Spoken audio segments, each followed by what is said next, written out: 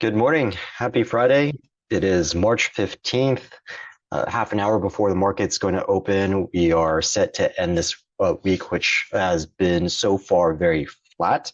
And we're not really expecting too much direction today. So this week most likely is just going to be a pretty flat sideways week. We don't have that much stimulus in the markets coming up today, and in not in too much future.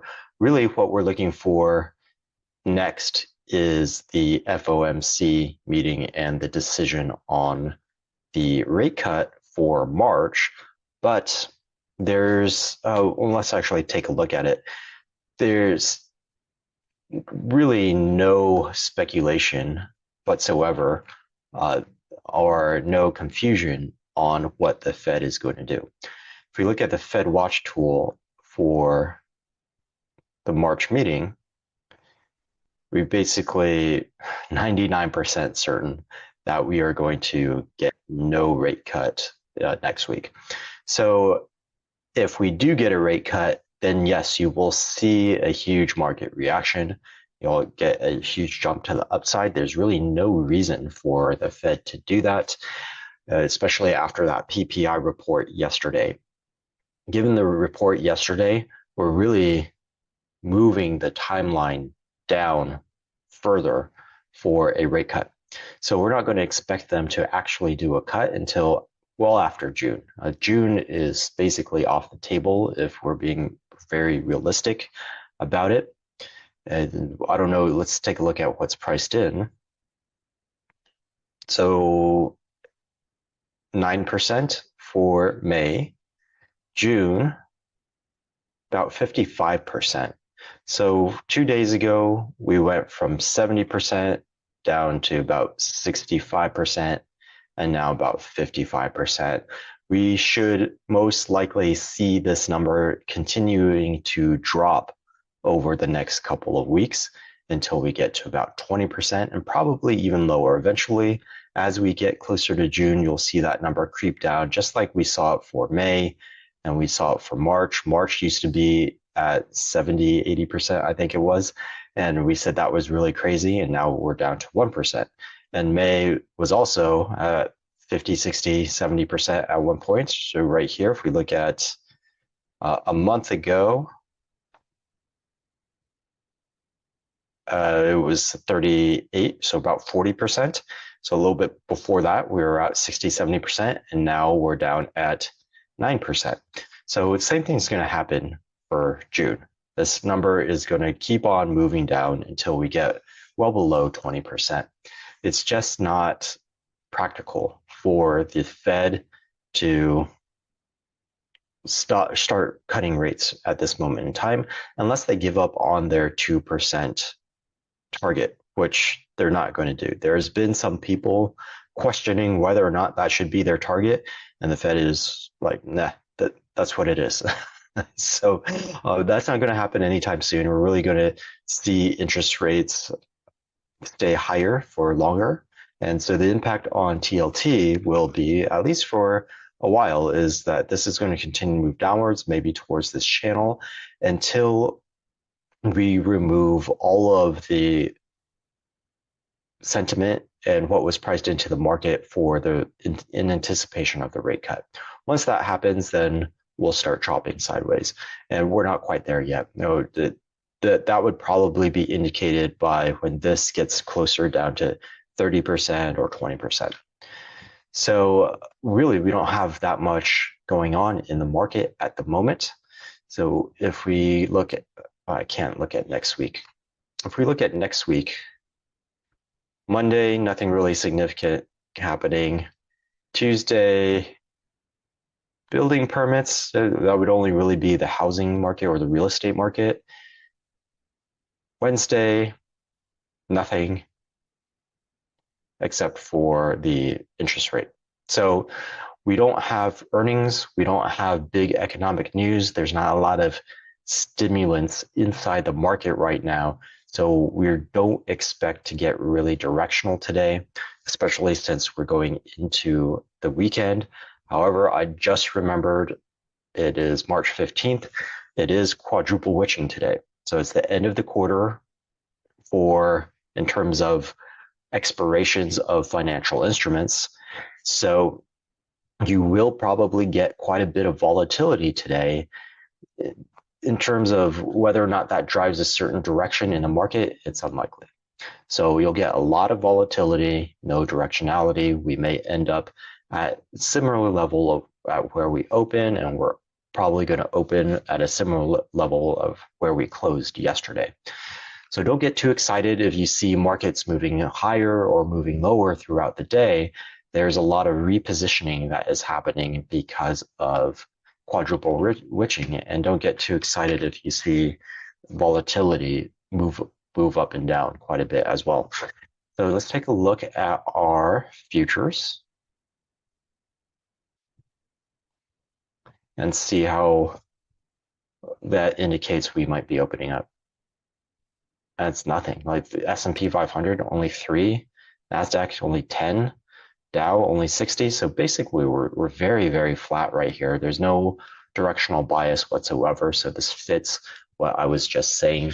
If we look at our pre-market, flat, we are opening lower on the S&P 500, but not that much, not that much. 513.30 versus a not even dollar or 1 point down from yesterday's open. And you can see that this is just very kind of flat movement. It did move higher and then we moved lower throughout the day. Where did we close? Closed up here. Okay. So, and you can see here that low volatility, low price movement, low price movement, it started to pick up right around here. Okay, so around 5:03, 5:02, 5 o'clock. But these aren't that much bigger than over here. And there's no report that comes out at 5 o'clock in the morning. They're all 5:30 in the morning, usually, the more important ones. So this, not only is it not a lot of movement, but it didn't come at a time when reports tend to come out. So we know that this increase in volatility is just people waking up, starting to trade in the pre-market, starting to get active in the futures market. So this is not associated with any report. So if I go back over here, and all these 5:30 reports, the Empire State Manufacturing, the import export, those are not, they didn't do anything for the market. So this market is really, we're going to expect it to be mostly non-directional. So don't get excited by volatility. Volatility may mean that we span a couple of these purple lines today. So maybe 518, maybe down to 508. We're not going to get too excited about that. In fact, those could be levels to watch for reversals if you're day trading today.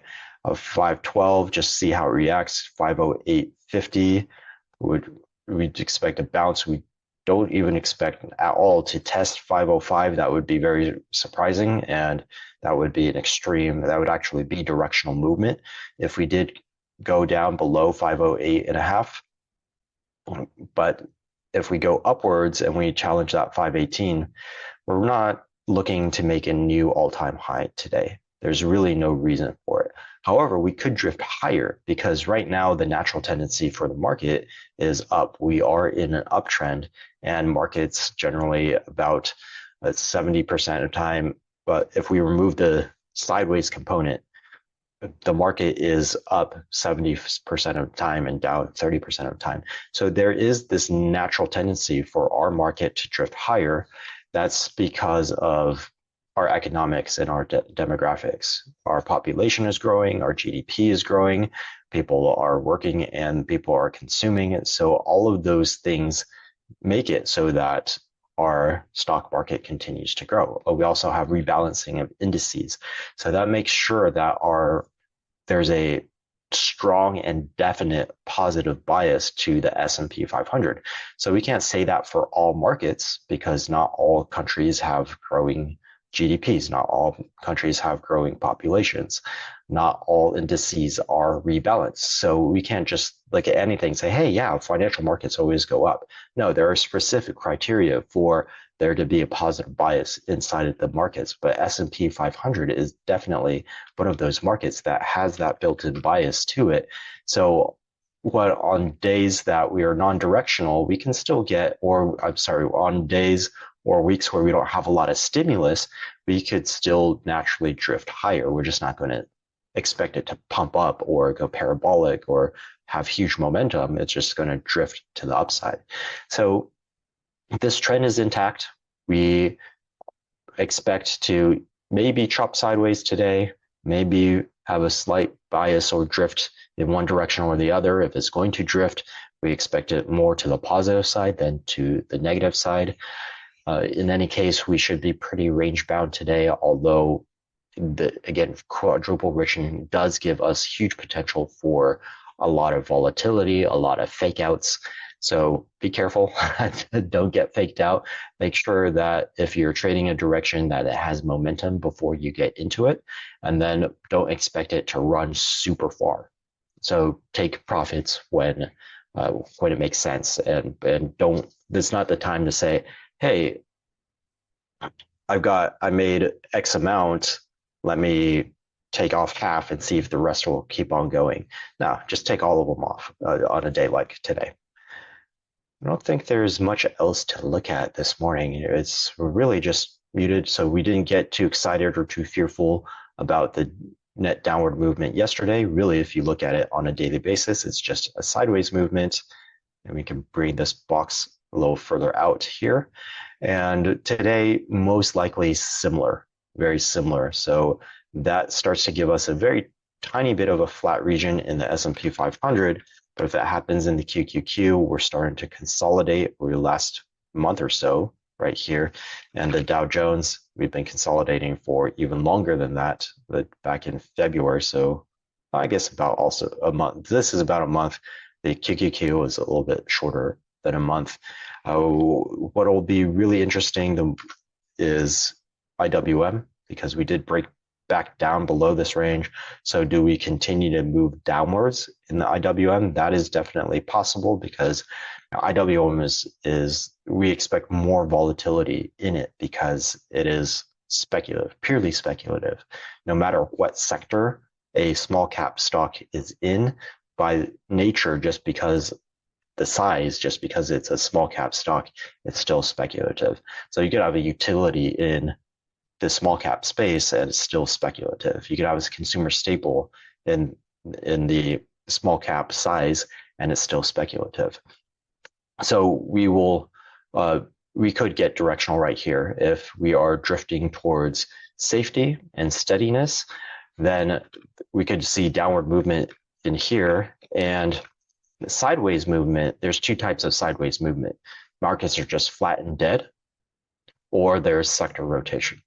So one sector goes up, another sector goes down, and they balance each other out within the S&P 500. So net the index goes sideways, or all markets, all sectors are muted and they didn't really go anywhere. So what we would want to see, and we'll do this in the weekly market review, we'll take a careful look at the sectors and say, hey, this sideways movement, not really in the S&P 500, but yes, in the S&P 500, because this hasn't moved quite a bit, but within the Dow Jones, what sectors are represented? Within the QQQ, what sectors are represented? They are more heavily emphasizing the tech and consumer discretionary, but there are non-tech and non-discretionary stocks within the QQQ as well. There's just not as many of them. So over this past week, was it the case that nothing really gained and nothing really lost? Or did some gain a lot and some drop a lot? I can tell you that most likely it's going to be sector, it's going to be rotational, because semiconductors have been moving a lot, meaning that in order for this to be flat, something have to offset it. So over the last week, SMH moved down a lot. QQQ was flat. So something went up a lot in the QQQ to make this flat. So that already tells me that I know it's going to be rotational. I just don't know what it is yet. So we'll do a deeper dive in that in the weekly market review. So as a reminder, we are going to not do the aftermarket sessions on Fridays anymore. That's just going to get rolled into the weekly market review because the overlap is just so huge. There's no point in going over it twice. So we'll take a careful look at that in the weekly market review. Today, just expect a lot of volatility, not a huge amount of directionality. If you are day trading, just go for limited ranges and be safe, be profitable. Have a wonderful day, and I will see you in the weekly market review.